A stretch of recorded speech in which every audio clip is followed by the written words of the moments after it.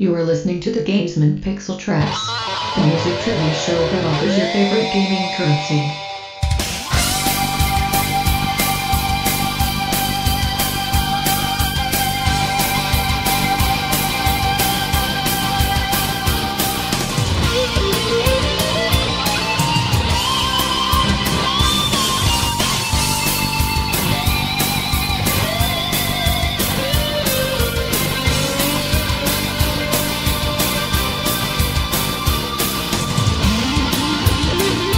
Welcome one and all to the Gamesmen PiXelTraX, the show where you put your video game soundtrack knowledge to the test against your peers in order to win fantastic digital currency.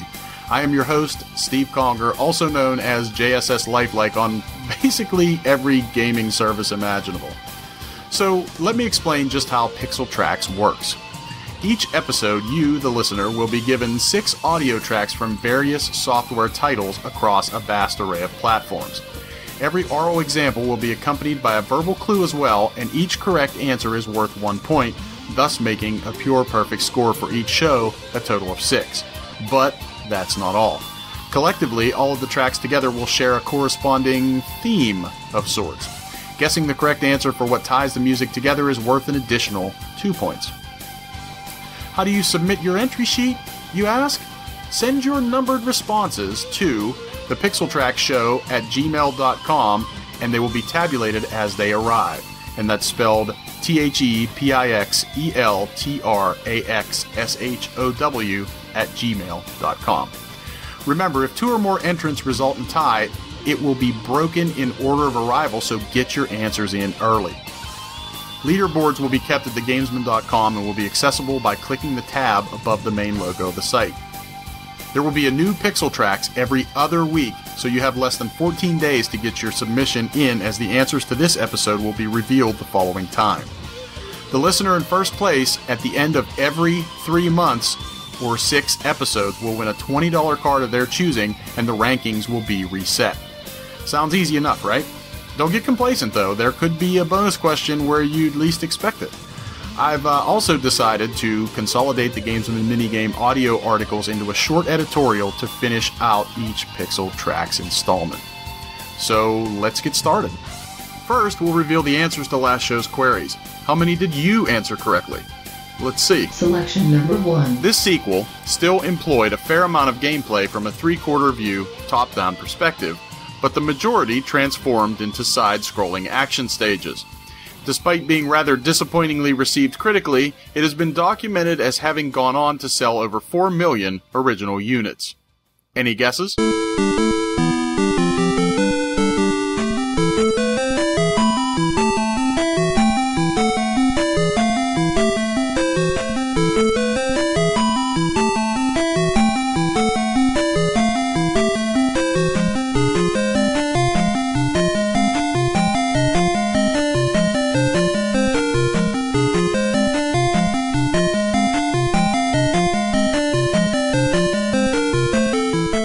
The Adventure of Link strayed a great deal from its predecessor.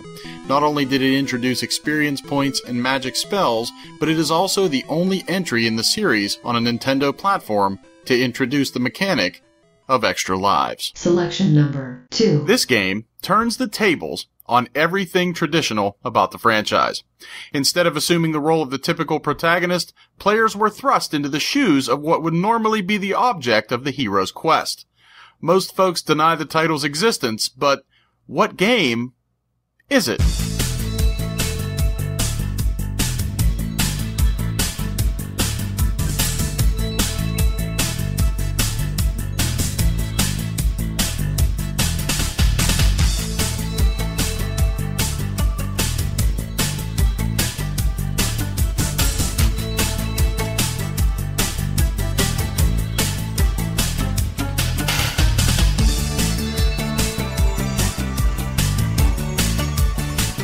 In Wand of Gamelon, players took control of the game's heroine, Zelda, who embarked on a quest to not only save a green-clad fairy boy, but also her father, King Harkinian Hyrule.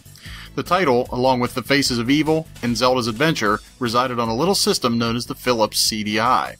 But with the low quality of software and less than reputable console numbers, Nintendo and gamers alike view these as blemishes more than anything else. Selection number 3. This particular piece of software was published through the normal channels, but was actually co-developed with external assistance. It came in 2 flavors that utilized either a link cable or password system and were originally planned to be a 3-part simultaneous release before the third was eventually canceled.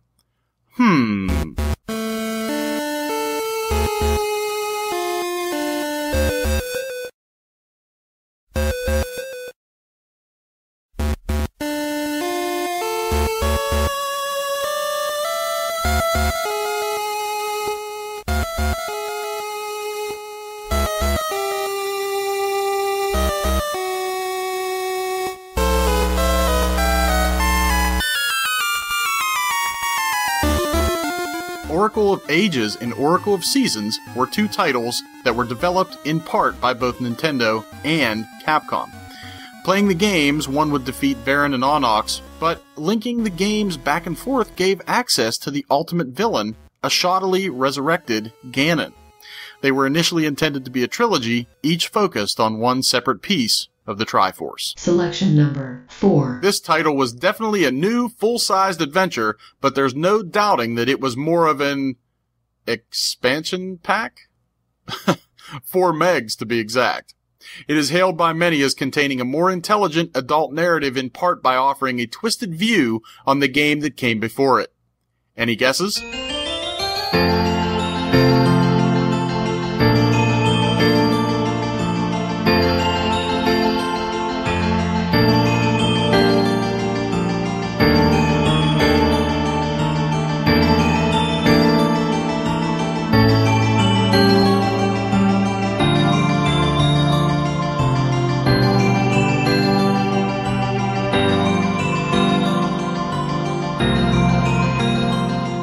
Majora's Mask hit expansion pack-powered Nintendo 64 consoles in 2000, 2 years after Ocarina of Time, and ran on a modified version of the same engine.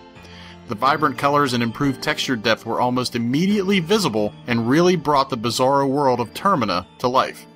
Okay, now I want to play this again. Where's my 3DS port? Selection number 5. This game offers up a gameplay mechanic that can shrink normal humans down to a size in which they may interact with a thumb-sized race of people. It was additionally packaged with a specially themed version of the hardware that it resided on, plus a long-sleeve shirt and cap. What game is it?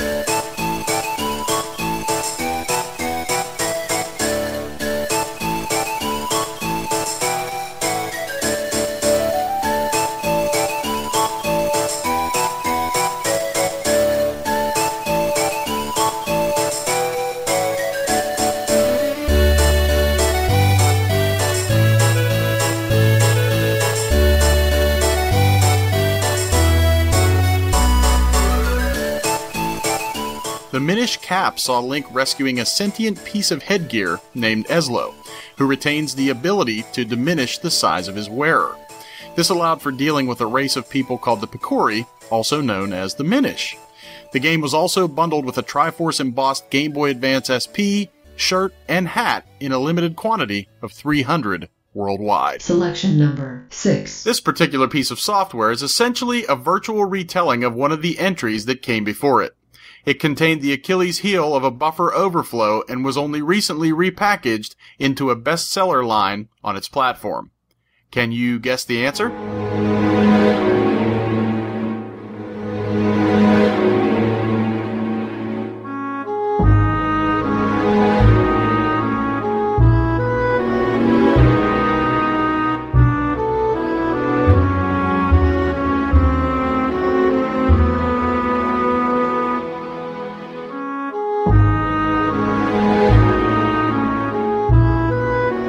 Twilight Princess is almost an act-for-act retelling of the crown jewel of the series, Ocarina of Time. It was meant to reinvigorate the franchise, but due to a programming glitch, hackers were able to access adjacent memory space, causing Nintendo more piracy headaches than anyone could have ever envisioned. Those are last show's answers, but what do they all have in common? Well, if you haven't figured it out by now, each selection is from the Legend of Zelda series. One of, if not the most storied and recycled for that matter, franchises in gaming has spanned 17 releases on multiple platforms, with a new entry yet to come this fall. Some are brand new, others are re-releases or reimaginings, but numbers can't lie. Besides the famous Plumber Brothers, Link & Company are definitely the penultimate moneymakers for Nintendo. So that's 4 shows down, and we're nearing the home stretch. The race is about to get interesting, so let's get to this episode's entries. Selection number 1. This title is widely remembered as being one of the greatest side-scrolling adventures of all time. It is made up of 5 different areas which can be accessed in any order and was later ported into a handheld release. Missing this one is pure lunacy.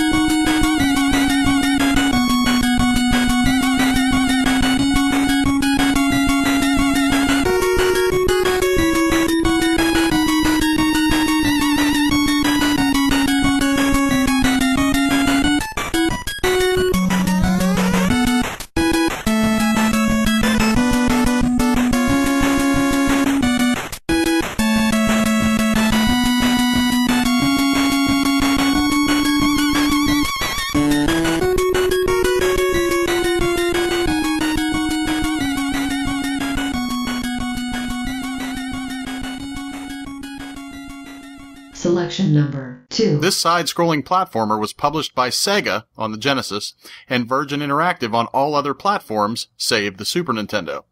For licensing reasons, it was developed and published by Capcom. The game is heralded in many circles to be the Genesis Game of the Year soon after its release. What game is it?